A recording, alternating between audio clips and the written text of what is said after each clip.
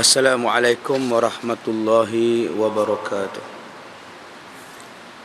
Bismillahirrahmanirrahim. Alhamdulillahi rabbil alamin.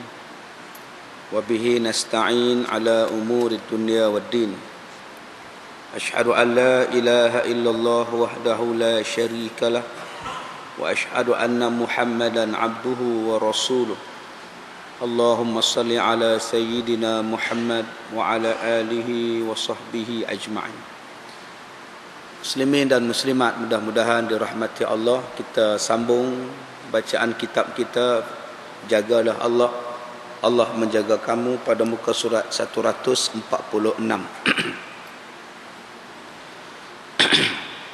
Kelebihan-kelebihan memelihara Allah Subhanahu wa ta'ala.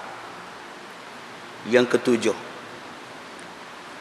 benda-benda mati pun ditundukkan kepada orang yang memelihara hukum hakam Allah. Benda-benda mati ini apa? Benda mati, benda yang tak bernyawa. Kalau kita menjaga Allah Ta'ala, kalau kita menjaga hukum Allah Ta'ala, benda-benda yang tak bernyawa ni pun Allah Ta'ala tundukkan pada kita. Benda tu pun tolong kita. Ini satu kisahnya. Di antara perlindungan Allah Subhanahu wa ta'ala terhadap para hambanya yang saleh adalah penundukan benda-benda mati yang tidak melihat, yang tidak mendengar, yang tidak berfikir. Tetapi walaupun benda-benda itu mati, tak nampak, tak dengar, tak boleh fikir, tetapi Allah jadikan benda-benda itu sentiasa melayani dan sentiasa membantu hamba-hamba Allah yang saleh.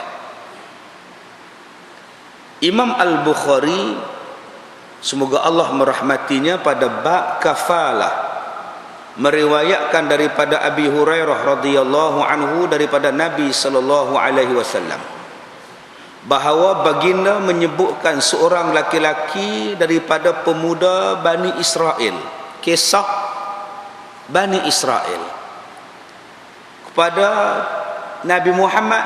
Nabi Muhammad ceritakan pada kita, dia memohon kepada seseorang untuk meminjam wang sebanyak 1000 dinar kepadanya. Jadi seorang laki-laki ini susah. Bila susah, dia jumpa dengan satu orang, minta pinjam 1000 dinar. Maka orang yang nak bagi duit pinjam tadi berkata, hadirkan seseorang yang dapat menjaminnya untuk aku. Kalau kamu boleh bawa orang jamin yang kamu nak bayar hutang, aku akan bagi pinjam pada kamu.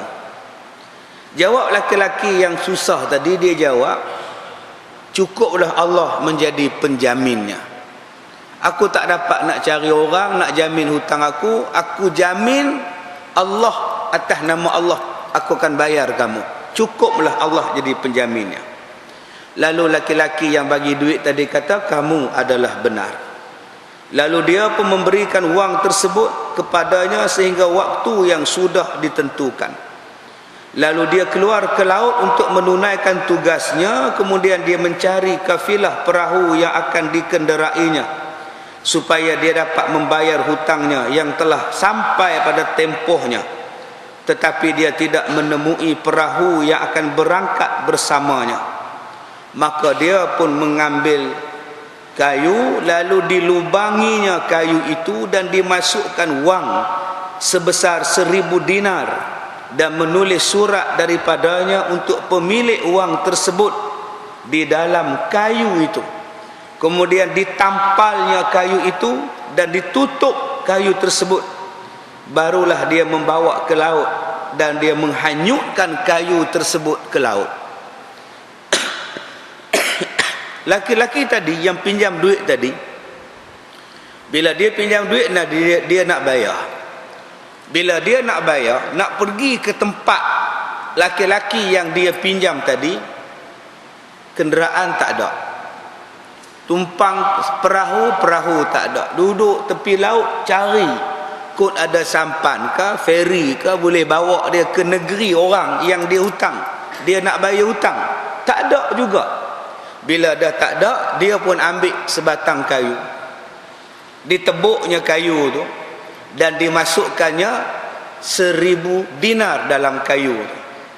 Dan ditulis pula surat, ini adalah hutang aku sebanyak 1000 dinar kepada si Fulan bin si Fulan.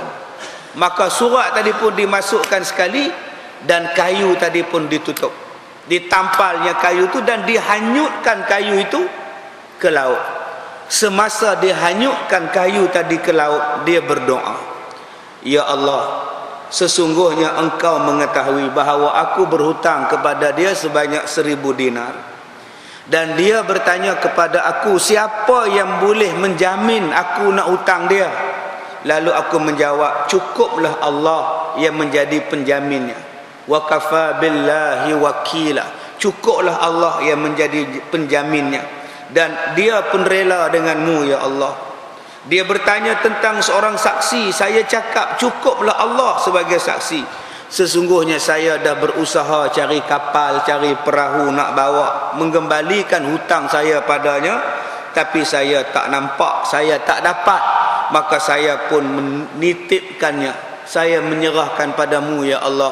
Mudah-mudahan kayu yang ada duit ini sampai kepada orang yang saya hutang itu ya Allah. Maka dia pun melemparkannya ke laut dan dia pun pulang ke rumah. Namun demikian dia tetap saja menunggu kapal yang akan berlayar daripada negerinya menuju ke negeri si pemilik wang tersebut. Sementara di kejauhan negeri sana, si pemilik wang keluar untuk melihat kod-kod orang yang berhutang dengan dia nak sampai. Dia pun tengok datang kapal, tengok ada orang yang hutang aku ni datang. Tak ada juga. Besok turun lagi, tunggu lagi kapal, tunggu lagi perahu. Ada orang nak bayar hutang aku ni datang hari ni. Tak ada juga. Tiba-tiba dalam dia duk tunggu orang yang nak hutang, nak bayar hutang dia datang, dia nampak sebilah kayu yang terapung. Lalu dia mengambil kayu tersebut, yang ternyata di dalam kayu tersebut ada wang. Dibelahnya kayu itu untuk dijadikan kayu bakar. Bila dibelahnya, ditengoknya ada wang dan ada surat terselit di dalam kayu itu. Dia ambil kayu ni sebab nak buat kayu bakar, buat balik ke rumah, jemur nak bakar. Bila dia belah kayu api tu, dia belah kayu tu, jumpa duit. Dan dalam duit tu pula ada surat daripada orang yang berhutang pada dia. Inilah hutang aku pada kamu sebanyak 1000 ringgit yang aku sepatutnya bayar. Kemudian datanglah orang yang meminjam 1000 dinar tersebut dan memberikannya wang itu lagi. Tak berapa lama lepas itu, orang yang berhutang tadi datang lagi sekali. Cari juga sebab tak puas hati. Takut kayu tadi tak sampai kepada orang yang bagi hutang. Dia pun bagi, dia kata, inilah hutang aku pada kamu sebanyak 1000. Jawab laki-laki tadi, bukankah kamu dah kirim kepada aku satu kayu yang dalamnya ada duit dan dalamnya ada surat? Bukankah kamu dah bayar hutang aku? Apa sebab lagi nak bayar hutang lagi? Kan dah bayar dah. Kamu yang post kayu, aku belah jumpa duit dalamnya. Jadi katanya, sesungguhnya Allah telah melunasi hutangmu melalui wang yang kamu kirimkan kepada aku. Maka lelaki itu pun beranjak pulang dengan membawa wang 1000 dinarnya kembali dengan penuh kegembiraan. Hadis ini adalah riwayat Imam Bukhari dan riwayat Imam Ahmad. Fallahu khairun hafiza wa huwa arhamur rahimin. Maka Allah adalah sebaik-baik penjaga dan dia adalah maha penyayang di antara para penyayang. Tuan-tuan, dalam kisah yang ketujuh ini, kelebihan memelihara Allah, Allah Ta'ala memeliharakan benda yang tak bernyawa pada kita. Benda tak bernyawa tu apa? Rumah, kereta, pakaian, motor, duit. Itu benda yang tak bernyawa. Dengan sebab kita jaga hukum hakam Allah, kita jaga peraturan-peraturan Allah, Allah pelihara tuan-tuan. Sungguh saya cerita pada tuan-tuan dulu lah, bagaimana saya letakkan kunci kereta saya di atas sebuah kereta. Masa tu saya pakai 2 kereta, satu Wira, satu Iswara. Dua-dua saya start enjin. Saya nak bawa Iswara pergi mengajar, bawa Wira. Bila saya tutup enjin Iswara, saya letak kunci atas kereta Wira. Saya pun bawa berjalan sampai ke Batu Kurau. Patah Batu Kurau, pergi mengajar di Taiping pula. Isteri telefon, mana kunci Iswara? Saya kata ada, saya tepilah cari. Dia kata jenuh cari tak jumpa. Baru saya teringat, oh saya letak atas kunci, atas kereta. Kunci tu ada lagi atas kereta, tuan-tuan. Bayangkan daripada Ipoh patah ke Batu Kurau, daripada Batu Kurau patah balik ke Taiping, kunci masih ada di situ lagi. Ini yang kita sebut, yang Allah Ta'ala sebut pada kita ni. Kalau kamu jaga peraturan Allah, jaga hukum hakam Allah Ta'ala, benda yang tak bernyawa tu Allah tundukkan pada kita. Allah tolong kita, Allah jaga kita. Berapa banyak orang tua-tua kita, orang dulu-dulu yang taat pada Allah, barang-barang dia sampai sekarang terpelihara, tak rosak pun, tuan-tuan, sampai sekarang. Berapa banyak orang yang beli dengan penuh keikhlasan, jadi antik dah barang tu. Lampu jadi antik, streka jadi antik, tak rosak, tak binasa dia. Katil dia masih elok, dia punya pakaian masih elok, disimpan elok-elok, tak reput, tak rosak. Sebab orang ni memelihara peraturan Allah. Jadi kalau kita memelihara peraturan Allah, barang yang hilang jumpa balik. Kadang-kadang orang curi barang kita, kita mengadu pada Allah. Orang yang curi tadi pulangkan balik barang pada kita. Sebab kita jaga Allah. Bila kita jaga Allah, harta-harta kita pun Allah Ta'ala pelihara.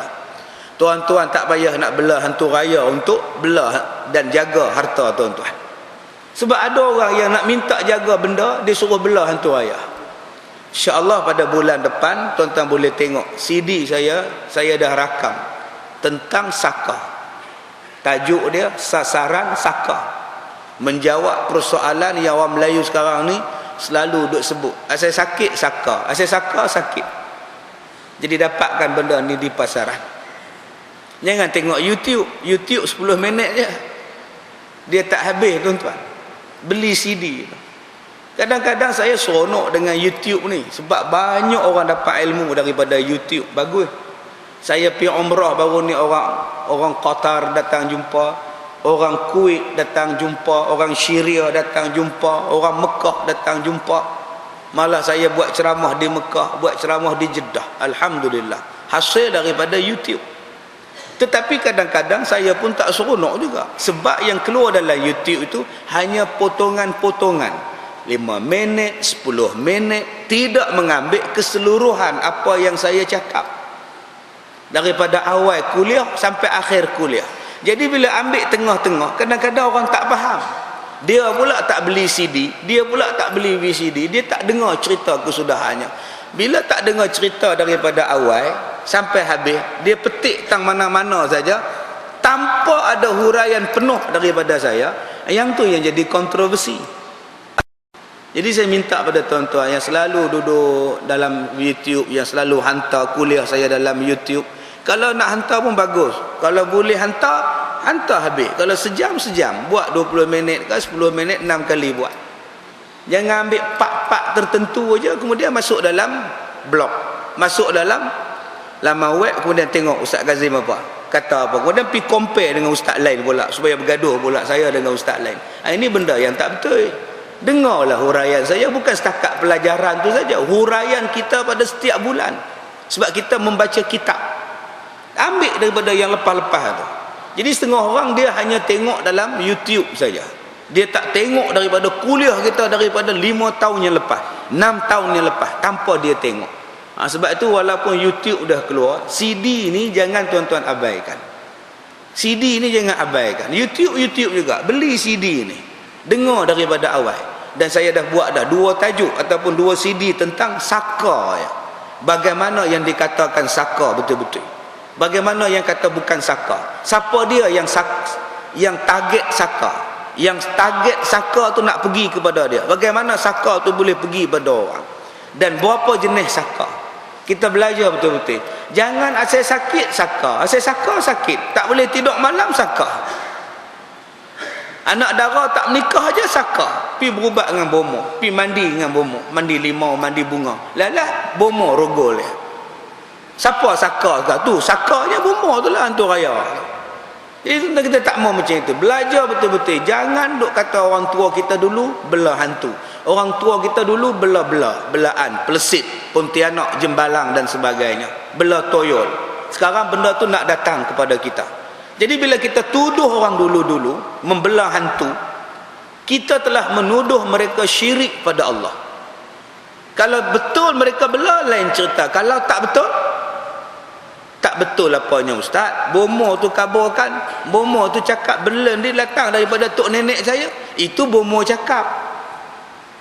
Bomoh boleh cakap macam-macam sebab jin bagi tahu pada dia. Kalau jin membohong, dia membohong. Kita jangan percaya benda itu, cek betul. Dengan ilmu kita boleh belajar betul-betul.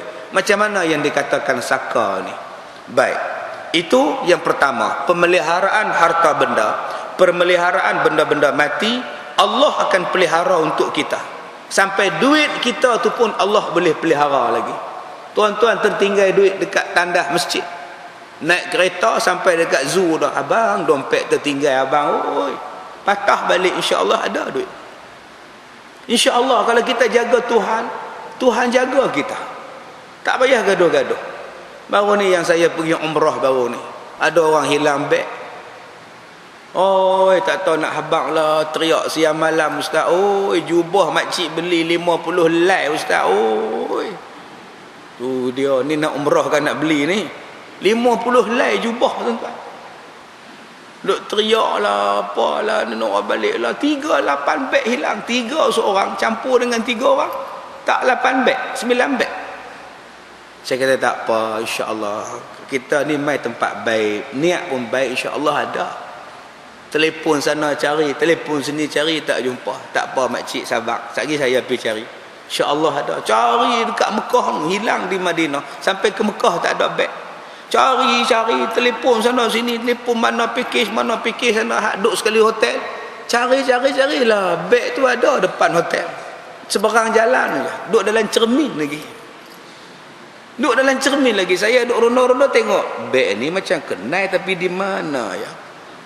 Itulah beg package kita. La ilaha illallah. Satu Mekah cari. Rupanya Allah letak depan hotel kami duduk. Kami duduk hotel belah sini, tengah-tengah ada jalan, hotel tu belah sana. Seberang jalan je tuan-tuan.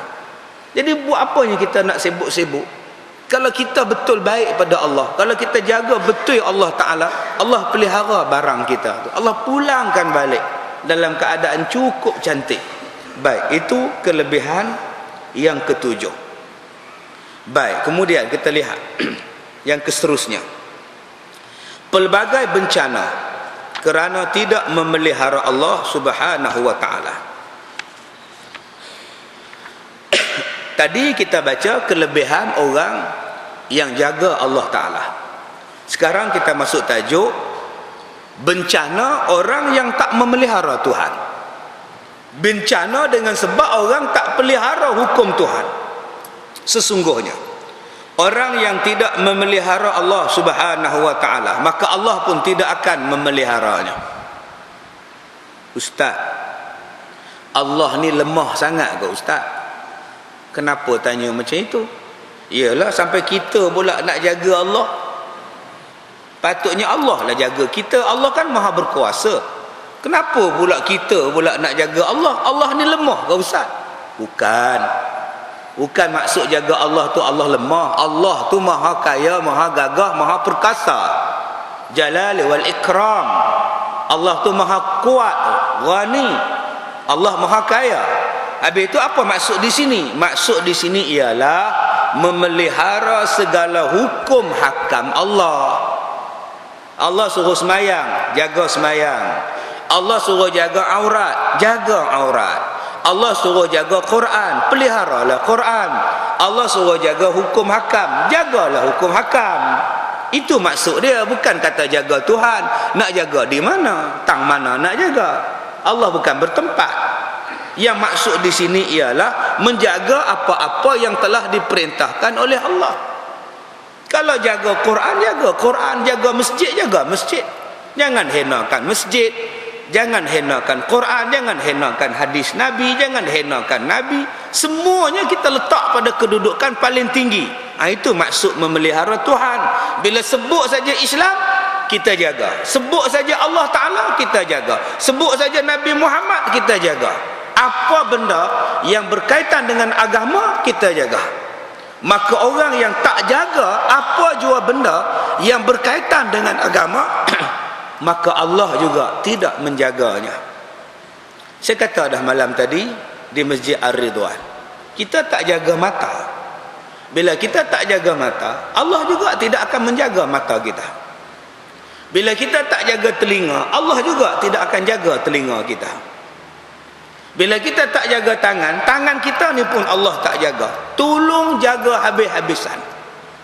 Jangan buat maksiat mata, jangan buat maksiat telinga, jangan buat maksiat lidah, jangan buat maksiat. Sekarang memang Tuhan tak balas. Maksiat lidah kita ni sekarang memang Tuhan tak tunjuk.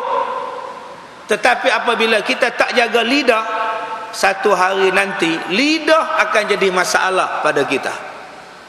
Cuba cek tengok tuan-tuan. Kalau kita tak jaga makan minum kita, duit ringgit kita, cuba tengok tuan-tuan, tengok orang yang tak jaga makan minum duit ringgit dia. Kalau dia tak sakit, anak dia bermasalah. Kalau anak dia tidak bermasalah, cucu dia bermasalah. Banyak kali saya sebut pada tuan-tuan, kita ni bila ada anak bermasalah, bila ada cucu bermasalah, kita hantar ke pusat motivasi. Masuk sekolah sana, masuk sekolah sini, masuk camp sana, masuk camp sini. Sebab tak tahulah ustaz, anak cucu saya ni ustaz, 6 harakat huinya. Degil berbenarnya ustaz, kata dia. Kadang-kadang punca budak tu degil, punca budak tu nakal, punca budak ni melawan, punca daripada nasi yang kita bagi dia makan, punca daripada lauk pauk yang kita bagi dia makan. Cuba kita perhati dan kita siasat tengok, ada tak benda haram yang kita bawa balik ke rumah kita? Daripada duit rasuah, duit jumpa, duit tak betul, duit tipu, pusaka yang ditipu, macam-macam benda kita boleh buat. Kadang-kadang kita ambil duit lebih daripada kedai. Kedai bagi balance duit tu lebih. Sepatutnya dia bagi RM2.5, tiba-tiba dia bagi RM4.5. Kita pun tengoklah, RM4.5 dia bagi. Apa patut RM2.5? Dia sedekah kot. Mana ada pekedai sedekah tuan-tuan, merapu. Kita sendiri buat aturan kita. RM2 lebih ni dia sedekah ni, dia diskaun kot. Kita pun beli RM2.5, tapi beli tepung sekilo. Isteri balik rumah buat cok kodok. Itulah punca anak jadi degil. Tapi kita tak perasan benda tu. Kita duk kata anak tu yang jahat, anak tu yang degil, padahal kita yang jahat, sumbat dia benda haram. Kadang-kadang kita tak perasan. Saya ni kaunter, saya ni bahagian compound, saman parking, saman sana, saman sini. Orang datang buat rayuan, saya pun compound. Daripada 100, saya cop RM50, saya cop, pergi bayar kat kaunter.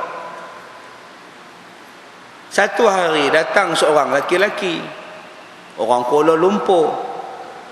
Dia kena saman parking. Saman parkingnya 100. Dia pun letak 100. Dia kata ini 100 ha. Saya kena saman ini 100, ini surat saman. Lu tolong bayar ha, saya mau cepat. Cina. Dia pun bayar 100, tak saman dia pun belah. Kita ni tukang compound. Kita pun cop RM50. Kita pun pergi bayar kat kaunter RM50, masuk dekat majlis bandaran. Hak RM50 kita punya. Sebab kita biasa bagi compound pada orang. Kita pun nak panggil, kata aku bagi hak RM50, terus jalan. Tak apa, saya mau cepat. Bayar. Kita berkata, cantik ah. Dia bagi 100, aku potong diskaun 50%, dapat 50 kat aku. Siapa suruh bagi diskaun? Bukan dia minta diskaun, dia letak suruh pergi bayar. Tapi kamu kata dia bagi diskaun. Kamu kata dia suruh bayar 50%. Kamu sendiri yang buat undang-undang tu. RM50 pergi beli beras cap nangka. Sebulan setengah anak beranak duk makan. Itulah punca anak jadi jahat. Sebab itu tuan-tuan, orang yang hantar anak-anak dia jumpa saya, minta nasihat, minta motivasi, minta jampi. Kadang-kadang saya kata, akak dulu saya kena jampi. Abang dulu saya kena jampi. Sebab kita tak jaga masa kita bertunang. Berapa banyak masa bertunang duk merendak, naik motor sekali, naik kereta pegang tangan duk beromen dalam kereta. Waktu bertunang tu dah buat benda haram, melekat suap peluk tunang dia naik motor RX. Kalau ada raga motor EX5 tu dua-dua dalam raga motor, punya rapatnya. Punca daripada haramnya waktu itu kesannya pada anak sekarang. Sebab tu saya minta pada tuan-tuan yang mana anak dah nak menikah, bagi menikah. Bagi menikah. Apa lagi nak tunang-tunangnya? Sampai 2 tahun. Ada orang yang bercinta 5 tahun, bertunang 2 tahun, kahwin 10 bulan. Buang masa je 5 tahun. 5 tahun bercinta, 2 tahun bertunang, 7 tahun. 7 tahun duk bercinta dengan bertunang. Kalau kira-kira bil telefon saja duk ada berapa ribu. Bagi kahwin clear. Ni anak-anak kita di universiti ni.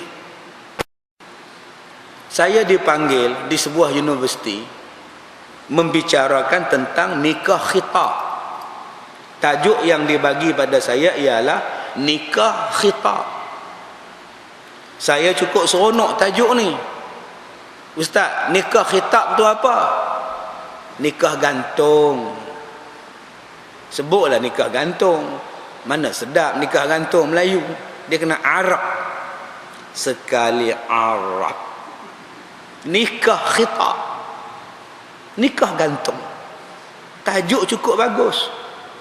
Bila saya sampai dekat universiti ni, penganjur kata, Ustaz minta maaf. Pengarah universiti kata, cancel. Sebab apa cancel? Sebab dia kata, pengarah kata dia tak kenal Ustaz. Oh, pengarah tak pernah tengok YouTube kot, tak pernah dengar CD kot. Dia dengar CD apa? Saya mai pada jauh ni tuan-tuan, senang-senang je cakap, batal Ustaz lah. Malam ni tak ada ceramah, batal. Tak apa, boleh saya balik rumah awal sikit. Balik rumah. Besok saya buka laman web, orang masa hantar mesej, orang hantar dalam shoot mix, orang hantar dalam ruangan tanya Ustaz, kami sangat kecewa dengan Ustaz, kami datang, kami dah bersiap, kami dah tengok, kami dah buat macam-macam persiapan untuk Ustaz, tiba-tiba Ustaz tak datang, ganti Ustaz lain. Apa ni? Be professional lah Ustaz. Peluh otak hang. Saya dah sampai depan universiti hampa dah. Sekarang ni saya nak tanya ni, pengarah tak bagi ke hampa yang buat tak betul? Pengarah kampus tak bagi ke, ataupun penganjur tu sendiri yang tu? Kalau dah kata cancel ceramah, cancel lah. Tak, dia pergi panggil ustaz lain ganti pula, pergi buat pengumuman Ustaz Kazim tak boleh main malam ni. Saya dah sampai. Janganlah menipu orang. Akhirnya nama saya jadi buruk. Akhirnya nama saya jadi buruk. Cakap terang-terang, kami tak berkenan dengan ustaz sebab ustaz ni orang belah sana. Kan senang cakap. Payah tuan-tuan. Bila saya mengajar Menteri Besar Perak, mereka kata saya UMNO. Bila saya bersalam dengan MB Perak, mereka kata saya UMNO. Hadi Awang peluk dengan Najib Tun Razak, tak UMNO ke Hadi Awang tu? Siap peluk lagi. Tuan-tuan pergi katalah dekat Hadi Awang tu UMNO juga. Pemikiran jenis apa ni tuan-tuan? Kenapa dibawa unsur politik? Kenapa melihat politik dalam nak mengajar orang? Isu yang diberikan, isu yang kita nak bincangkan adalah isu yang sangat penting. Isunya ialah nikah khitab, nikah gantung. Kenapa saya nak bawa isu berkenaan dengan nikah gantung? Sebab sekarang pergaulan sangat bebas di universiti. Pergaulan sangat bebas. Sebab itu kadar pembuangan bayi makin meningkat.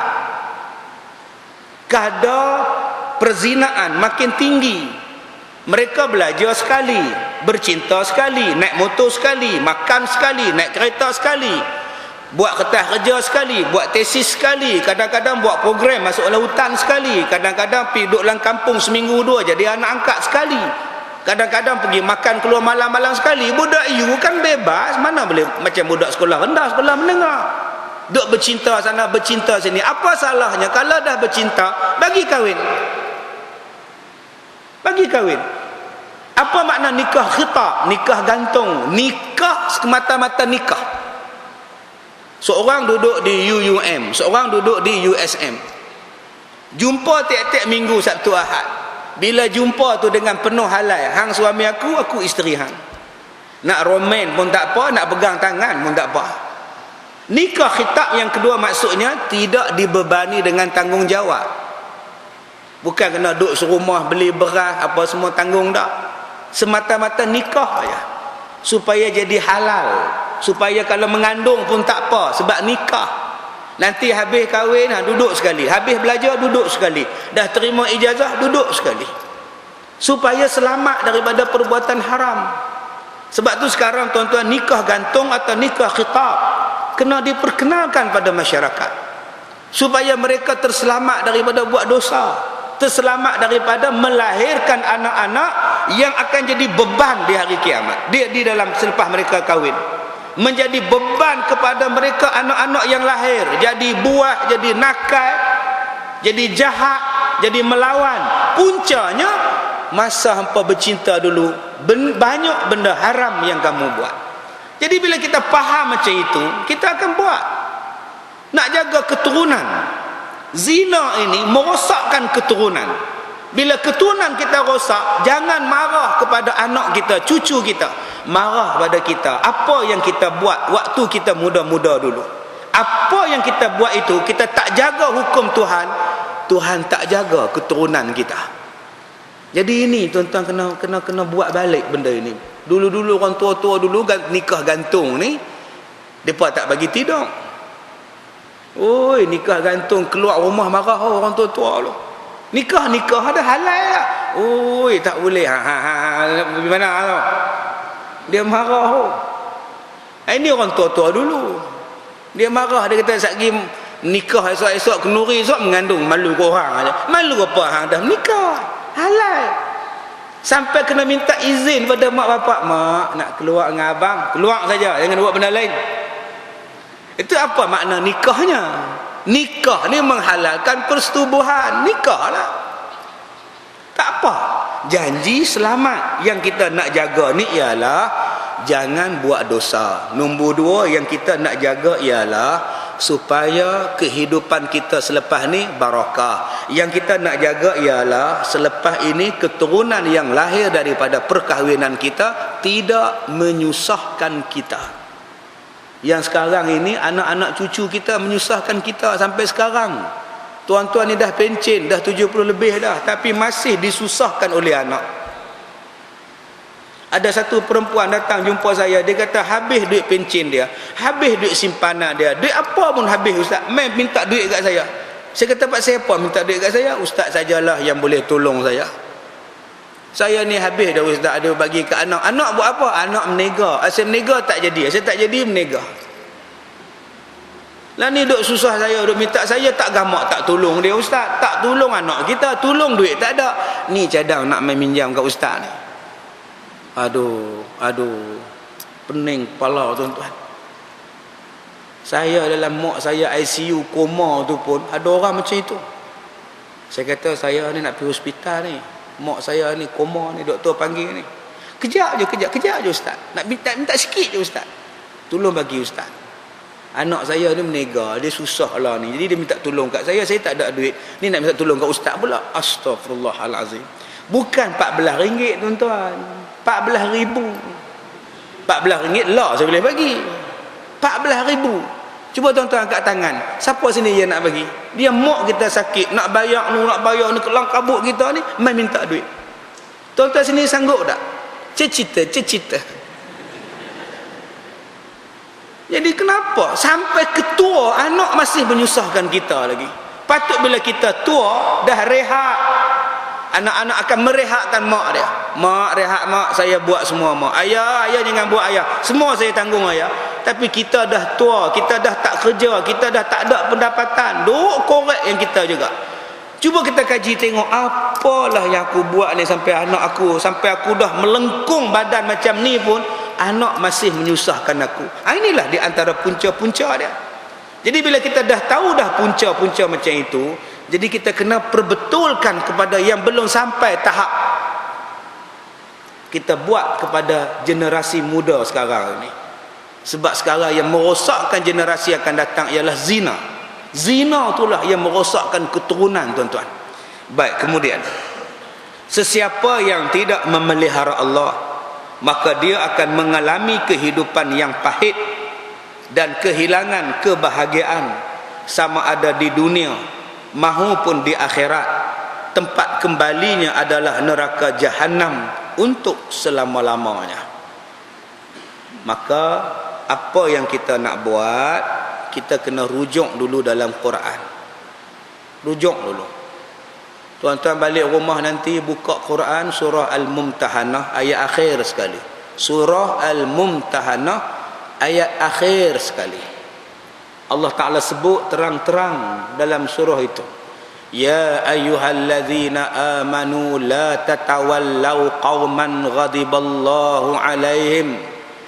Wahai orang-orang yang beriman, janganlah kamu menjadikan orang-orang yang dimurkai oleh Allah sebagai sekutu kamu, sebagai teman rapat kamu, sebagai wali kamu, sebagai pemimpin kamu. Jangan ambil orang yang dimurkai oleh Allah, la tatawallau.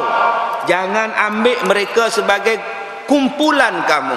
Jangan bersekongkol dengan mereka. Sebab kata Allah, qauman ghadiballahu alaihim, satu kaum yang dimurkai oleh Allah. Siapa kaum yang dimurkai oleh Allah? Tuan-tuan buka sampai habis ayat itu. Allah sebut kaum yang dimurkai oleh Allah ialah kaum kafir, ghairil maghdubi alaihim waladdallin. Allah terang-terang sebut, jangan buat apa-apa dengan mereka. Jangan percaya pada mereka. Jangan ambil mereka sebagai teman kepercayaan kamu. Tapi bila saya baca ayat ini, orang kutuk saya. Saya bukan baca saja-saja, saya baca ayat Quran. Baliklah jadi independen balik. Balik pada asal. Perjuangan yang asal. Ambil yang asal. Tak perlu orang kafir untuk duduk dengan kamu. Orang Islam saja kontrol sama-sama Islam. Insya-Allah bila kita jaga Allah, Allah jaga. Sebab ada orang yang tidak yakin. Dia kata, ustaz, kalau tanpa pertolongan mereka, bantuan mereka dan kerjasama dengan mereka, ustaz, kita takkan menang, ustaz. Subhanallah. Di mana kamu letak ayat Quran? Kam min qalilatin ghalabat fi'atan katsiratan biiznillah. Berapa banyak orang yang sikit boleh mengalahkan orang yang banyak dengan izin daripada Allah. Kamu lupakah ayat Quran? Yang ni, tuan-tuan, bila kita tak yakin kepada Allah, bila kita tak ambil satu-satu benda, kita tak menjaga Allah Ta'ala, Allah takkan jaga kita. Sebab tu kita letih hari ni. Hari ni jadi letih. Kita buat elok-elok, tup keluar benda tak elok pula. Aduh. Kita dah siang malam puluh dah, tup keluar tak elok pula. Aduh. Kita yang tanggung beban. Pasal kita duk bersongkongkor dengan orang lain. Orang lain buat hal, kita terpalit sama. Sebab tu saya katakan tadi, balik pada yang asal balik. Perjuangan Islam adalah satu. Dia tak akan berpakat dengan benda yang bukan-bukan. Dia tak akan duduk bersekongkor dengan orang yang sembah tokong, makan babi dan sebagainya. Balik pada asal. Ini ayat Quran, tuan-tuan. Tapi bila saya cakap macam ni, orang akan marah saya. Yang ni yang dia petik, dia potong, boleh dalam YouTube, tak boleh dalam blog. Dia tak ambil pada ayat Quran yang saya baca lah. Yang ni yang jadi penyakit. Kenapa tidak yakin kepada Allah? Kenapa tidak yakin kepada ketentuan Tuhan yang Allah Ta'ala janji dalam ayat ini? Fallahu khairun hafiza wa huwa arhamar rahimin. Allah yang pelihara kamu. Kenapa tak yakin pada Allah? Saya ayat ni tuan-tuan, bila saya baca ayat ni berkali-kali, saya cukup yakin dengan ayat ini. Cukup yakin. Bila saya mula-mula nak buka sekolah, bila mula-mula nak buka sekolah pondok, mana ada duit, mana ada tanah. Tanah tak ada, duit pun tak ada. Orang tanya pada saya, boleh siap ke Ustaz? Boleh buat ke Ustaz? InsyaAllah, insyaAllah. Sekarang tersergam tuan-tuan. Tah siapa-siapa yang Allah pilih pi hantar duit, tah siapa-siapa yang Allah gerakkan pi hantar duit. Sekarang sekolah siap, pelajar-pelajar beratus, yang mengaji beribu orang. Daripada kosong dalam akaun, orang masukkan duit buat sekolah, masukkan duit buat asrama, buat sekarang siap. Siapa yang pelihara, siapa yang bagi rezeki? Allah. Sebab tu saya pesan pada AJK, saya pesan pada guru-guru, koma duduk di sini ngajar elok. Jaga hukum hakam Tuhan. InsyaAllah Allah jaga sekolah kita. Tak ada siapa yang datang nak merosakkan kita. Orang mula-mula datang nak robohkan sekolah, hantar surat suruh robohkan sekolah. Sekarang ni tuan-tuan, orang yang nak roboh sekolah saya, mereka pula datang jumpa saya. Ustaz, kalau ada apa-apa nak minta bantuan, mintalah. Anytime kita akan tolong Ustaz. Dalam hati saya kata, elok sekolah saya siap, orang pun minta offer. Cuba masa duduk pacak tiang hari tu, kenapa tak cakap? Hampa kerja nak roboh je. Tapi hari ni mereka semua datang, Ustaz, kami datang minta maaf, yang lepas tu lepas Ustaz. Sekarang ni kita nak bangun, kita nak tolong sekolah Ustaz. Apa Ustaz nak minta bantuan? InsyaAllah kami tolong. Ni Allah boleh tukarkan hati orang. Daripada saya dapat 7 surat suruh robohkan sekolah saya, sekarang yang mana tu semua pula dia hantar mak dia hantar anak dia. Dia kata, Ustaz, saya pencin nanti pun saya nak mengaji dengan Ustaz. Padahal dia lah yang sign suruh berhenti sekolah saya. Jadi tuan-tuan, bila kita jaga peraturan Allah, insya-Allah Allah akan jaga kita. Firman Tuhan, wa man a'rada an zikri fa inna lahu ma'isyatan danka wa nahsyuruhu yaumal qiyamati a'ma. Dan sesiapa yang berpaling daripada peringatanku, maka sesungguhnya baginya kehidupan di dunia yang sangat sempit. Allah kata, waman a'rada, siapa yang berpaling daripada hukum Tuhan, siapa yang berpaling a'rada an zikri, daripada peringatan aku. Maknanya peringatan yang Allah sebut dalam Quran, peringatan yang dibawa oleh Nabi, siapa yang tak mau ikut, kata Allah, fa inna lahu ma'isyatan danka, sesungguhnya aku akan jadikan kehidupan di dunia ini danka, sempit. Ada tak tuan-tuan sekarang ni kehidupan tuan-tuan sempit? Daripada tak ada suami, ada suami. Bila dah ada suami, sempit hidup. Sampai boleh cakap, bahagia lagi masa anak darah, masa bujang itu lagi seronok. Pasal apa aku dapat laki macam ni? Sempit hidup aku. Cuba tengok, ada tak benda maksiat yang kita buat yang sampai jadi sempit hidup kita? Maksiat apa saya buat Ustaz? Saya tak pernah buat apa maksiat lah Ustaz. Mungkin hang kata hang tak pernah buat maksiat, hang tak pernah meronda, hang tak pernah merendah, hang tak pernah minum arak, hang tak pernah berjudi, memang. Hang tak pernah berzina, memang. Tapi kamu lawan mak kamu. Kamu dahaka pada mak, kamu tinggi suara pada mak, kamu lawan mak. Masa nak kahwin hari tu pun kamu lawan mak. Mak menitik air mata. Masa hang nak menikah tu, hang tinggi suara pada mak. Mak ni sampai menangis, tutup pintu, duduk dalam bilik teriak. Perangai anak nak menikah ni sombong, belagak, bongkak. Bukankah Allah pesan? Allah pesan pada kita, wa qada rabbuka alla ta'budu illa iyyah wa bil walidaini ihsana. Allah kata, aku pesan pada kamu, janganlah kamu sujud, janganlah kamu sembah melainkan hanya pada Allah. Dan aku pesan, kata Allah, dengan mak bapak kamu kena buat baik-baik. Allah pesan, tapi kamu bantah mak kamu. Dalam kamu nak menikah dengan laki-laki itu, kamu lawan mak kamu. Mak kata jangan. mak tak apa berkenan budak tu dengan bersubang, dengan bercincin, dengannya Allah, cincin udah macam bomor 10 jari 10 cincin. Mak susah hati nengoknya. Rambut bertocang, tak sembahyang, tak tidak. Mak sekarang yang nak nikahnya iti. Yang nak nikahnya iti mak, bukan mak. Yalah, tapi mak tengok pak kamu tu macam alien. Elok lah. Mak saya iti, dia alien, memang elok lah. Tu mak nampak tak kereta kat depan tu nama dia UFO mak. Sudah. Masa kita nak kahwin, kita sakitkan hati mak. Lepas kita kahwin, cuba tuan-tuan tengok, laki-laki yang kita duk harap itulah yang menyempitkan hidup kita. Cuba cek balik tuan-tuan. Masa kita kahwin dengan isteri kita, adakah mak reda? Adakah mak suka? Tapi kita duk kenang kepala otak kita, yang inilah kekasih aku, yang inilah jiwa raga aku. Jiwa raga kita ialah mak bapak kita. Jiwa raga kita ialah Nabi Muhammad kita. Itulah jiwa raga kita. Tiba-tiba kerana perempuan ini kamu tolak mak, kamu tengking bapak kamu. Kita boleh upah orang lain menyamar jadi mak kita, menyamar jadi bapak.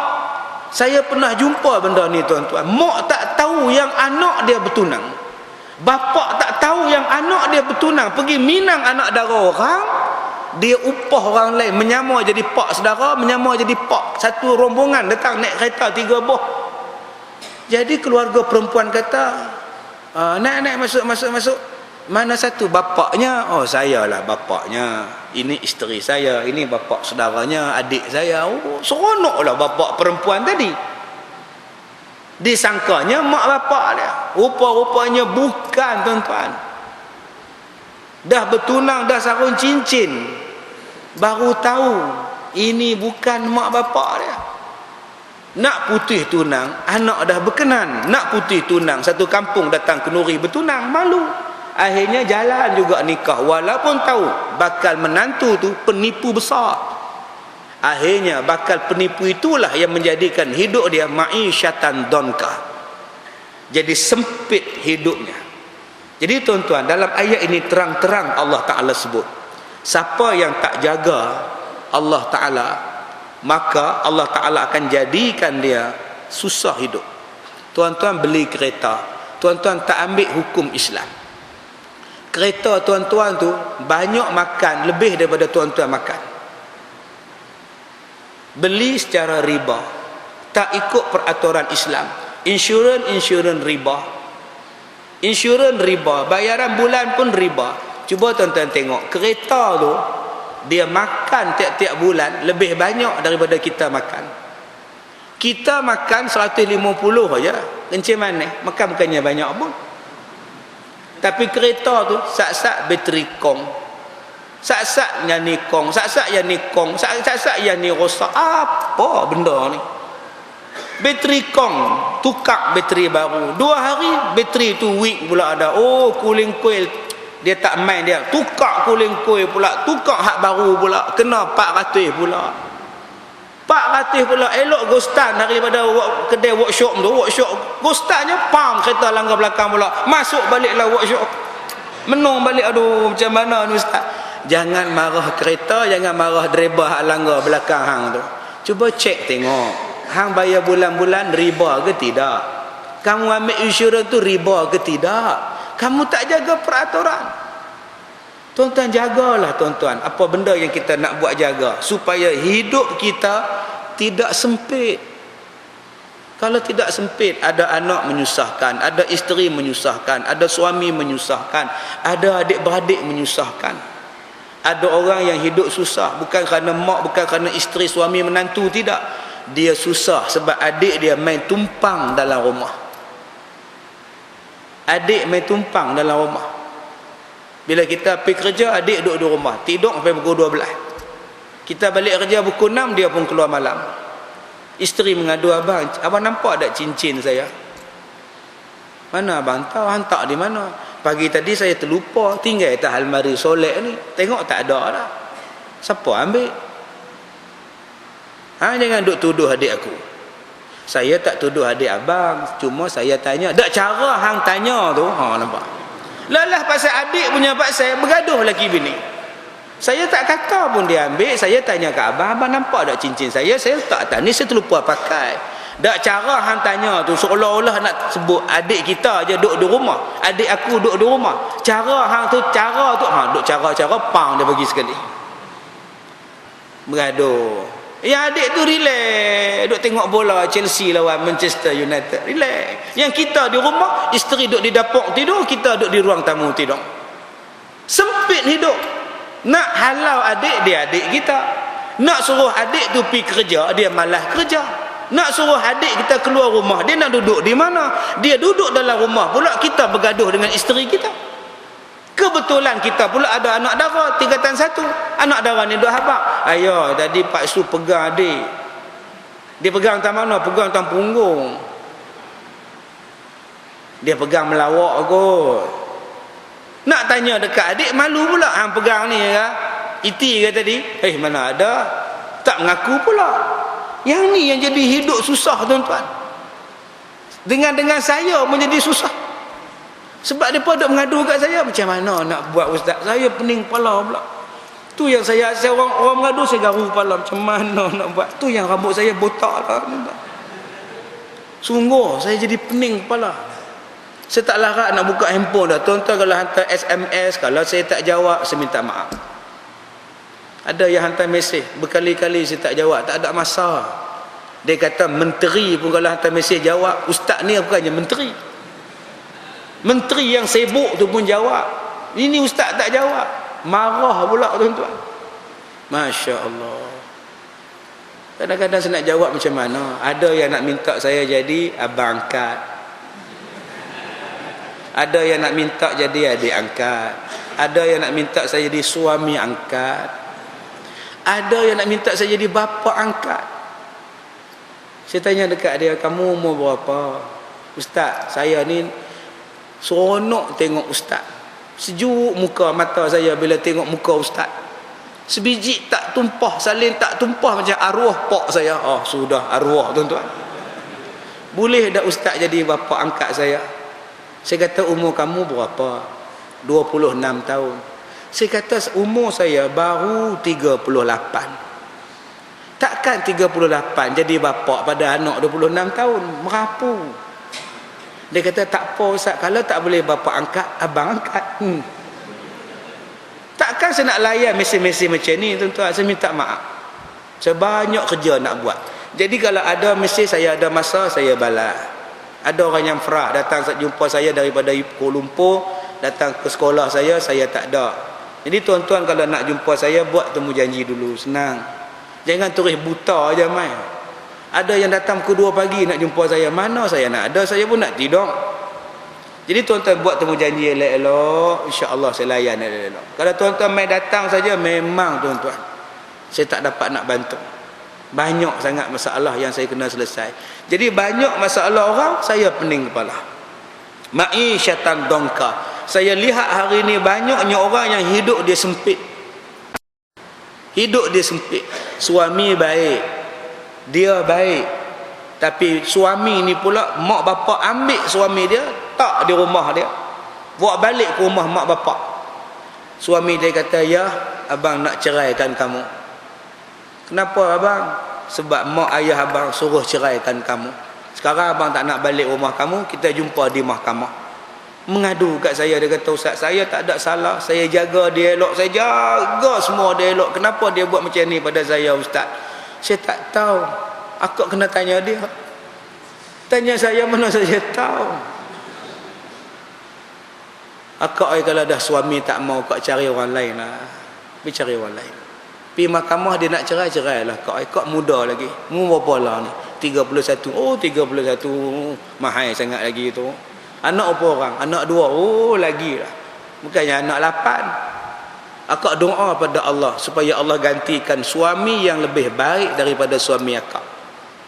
Tapi saya tak boleh lupakan dia ustaz.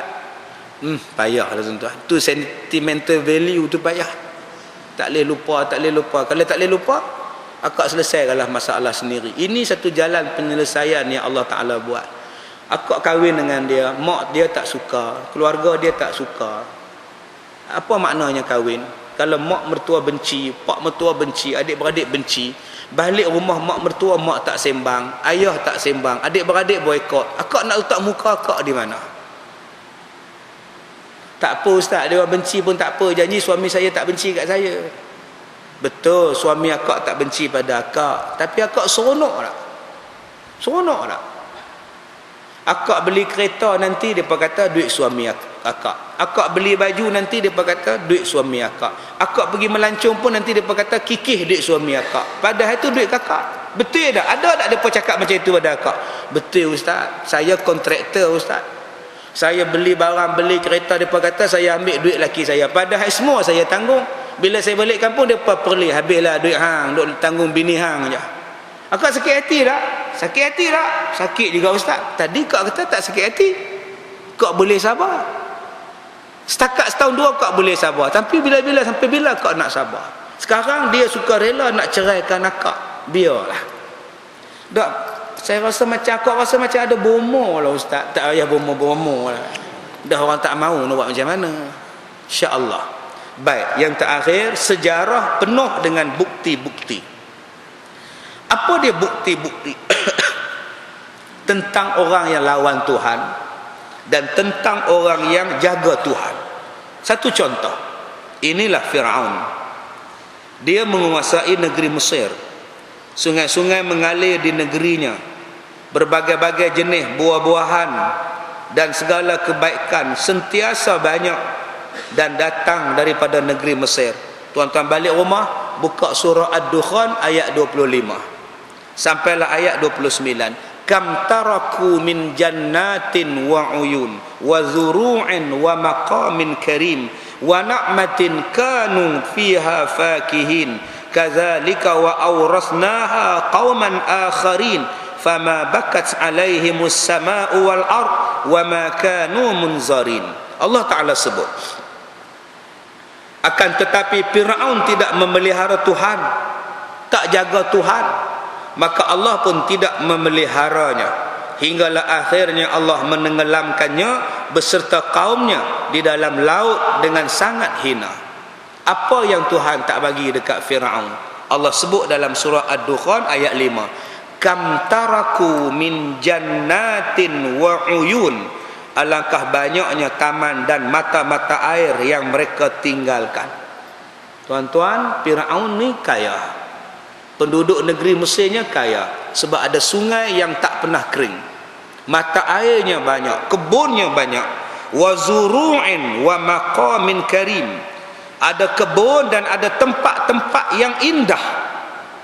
Sampai sekarang tuan-tuan, orang melancong ke Mesir nak tengok Sphinx, nak tengok piramid, nak tengok patung dia, nak tengok istana dia, nak tengok keindahan yang dibina oleh dia. Allah sebut dalam Quran, wa na'matin kanu fiha fakihin, dan kesenangan-kesenangan yang mereka menikmatinya.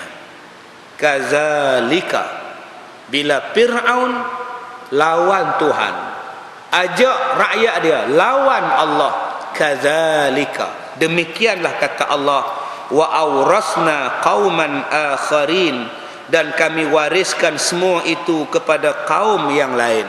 Qauman akharin. Dalam ayat ini, kalau tuan-tuan buka tafsiran dia, dalam ayat ini membukakan kepada kita satu bentuk. Allah Ta'ala sebut, walaupun Fir'aun tu dah mati, tinggalkan benda-benda itu, kaum dia dapat waris. Sekarang cuba tuan-tuan tengok Mesir, dia bergantung harap penuh pada pelancongan. Dia bukan ada minyak macam Libya. Mesir bukan banyak minyak. Mesir tak banyak minyak. Dia tak ada. Minyak banyak ni Arab Saudi. Satu hari orang Pakistan pergi semayang dekat Mekah ni. Lepas semayang daripada Madinah nak pergi ke Mekah, singgah dekat RNR Mekah tu lah, bukan macam RNR Malaysia ni teruk depa punya. Singgah puak-puak tu semayang di musalla tu, puak-puak Pakistan. Lepas depa semayang, depa doa, amin ya Allah ya Allah ya amin ya Allah, doa buat Pakistan. Datang Arab Saudi, satu orang dia kata haram bid'ah, dia baca pula fatwa Syekh apa bas apa kenama ke, haram. Mana boleh doa lepas sembahyang. Nabi tak pernah buat ramai-ramai macam ni. Orang Arab tu jawab apa pada orang Arab Saudi ni? Kami kena banyak doa sebab Pakistan tak ada minyak.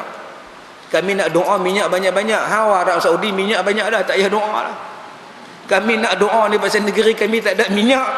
Hang tak apalah tak doa lah. Belah gitu tuan-tuan Arab ni tuan-tuan. Tuan-tuan kalau orang duk bid'ah saja, pergi cakap kat depa macam tu. Ni apa bid'ah apa semua ni? Aku miskin, hang kaya, sebab tu aku doa. Hang tak apa tak doa lah pun. Ni doa lepas sembahyang muharam, bid'ah. Payah tuan-tuan. Jadi tuan-tuan, Allah sebut dalam ayat ini, apa yang dibawa oleh Firaun, apa yang dibuat oleh Firaun, Allah wariskan pada orang lain. Sekarang siapa yang ambil? Rakyat Mesir ambil. Patung dia saja orang nak tengok kena bayar 100 pound Mesir. Nak tengok bangkai dia saja, nak tengok mayat dia saja 100 pound. Nak tengok piramid saja 50 pound. Nak tengok Sphinx saja 50 pound. Semuanya pound belakang. Nak tengok keranda dia 50 pound. Nak ambil gambar dia tak boleh ambil gambar lah, kena tangkap. Tapi nak tengok mayat dia saja 100 pound. Ini dia Allah Ta'ala sebut. Kami wariskan apa yang dia buat kepada kaum yang lain.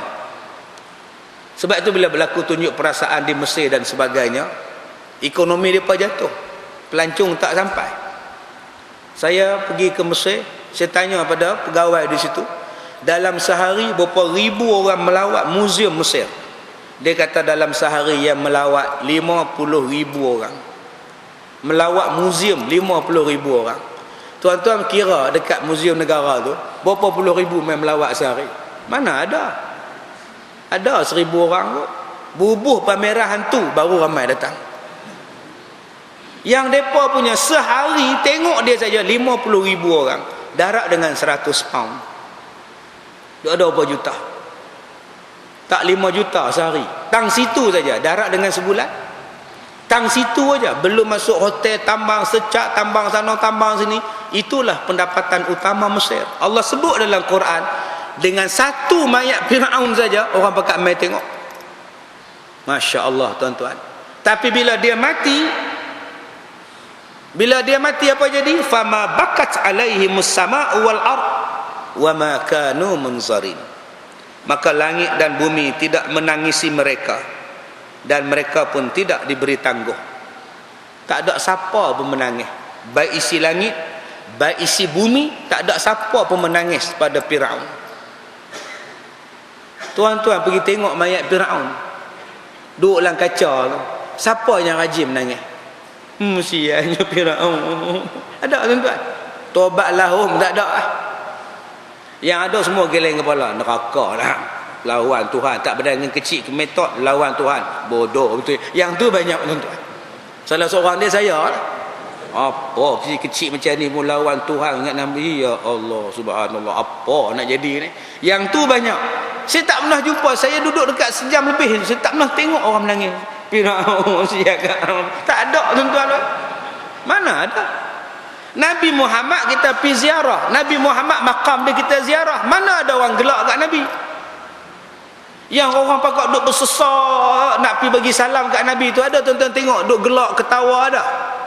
Ada yang pergi ludah dia, ada yang pergi maki dia, tak ada. Semuanya ya Rasulullah sallallahu alaihi wasallam, ya Allah, menangis, sedih, sayang, sayu, semuanya ada. Berbeza dengan Firaun, mampus ini neraka hang ni. Itulah yang Allah Taala sebut dalam Quran, fama bakat alaihimus sama'u wal ard. Tidak ada siapa yang akan menangisi pada Firaun. Tidak akan ada siapa yang menangisi di langit dan bumi akan kematian Firaun sampai kiamat. Berbeza dengan Nabi Muhammad sallallahu alaihi wasallam. Sebut Nabi Muhammad, hati ni sedih. Sebut hati Nabi Muhammad, kita rasa Allah. Selawat pada Nabi je kita rasa lain. Mai dengar ceramah Maulidur Rasul je kita rasa lain. Sebab apa? Sebab satu manusia yang dirahmati namanya Nabi Muhammad sallallahu alaihi wasallam, dan satu lagi manusia yang dilaknati namanya Firaun.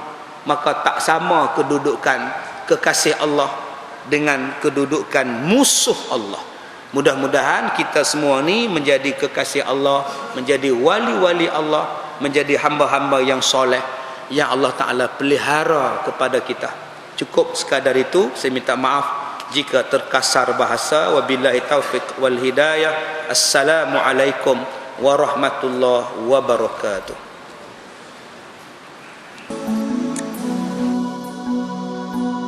Tercalar pelangi dihiris gerimis, senja pun merangkak menutup mentari.